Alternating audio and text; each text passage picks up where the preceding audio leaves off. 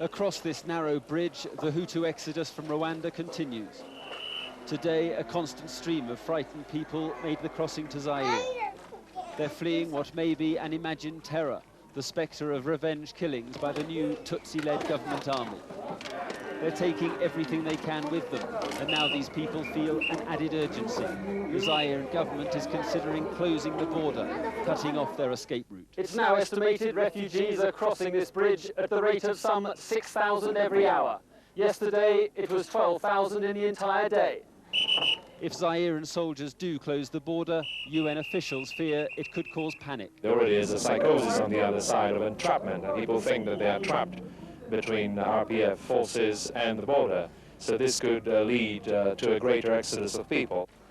Another reason, the pullout of French troops to be replaced by a UN force few Hutus trust. More people will come because they are not sure of the security. Even they are not sure about the power of the UN forces which are coming in Rwanda. This 90-year-old woman has trekked across Rwanda for 2 months. Weak and hungry, she's now within sight of the border. And this is what awaits her. The lakeside town of Bukavu is already overrun by refugees. Disease is spreading, a serious outbreak of dysentery and a few cases of cholera. There's little sanitation. Aid workers are desperately trying to prevent epidemics similar to those in Goma, which are still killing hundreds of people a day. We're at the beginning of a potential disaster. We're seeing the beginnings of an epidemic, and also we don't really have any more sites to put them in. So the dysentery is part of a greater problem, but it is worrying. This is the scene around the church in Bukavu.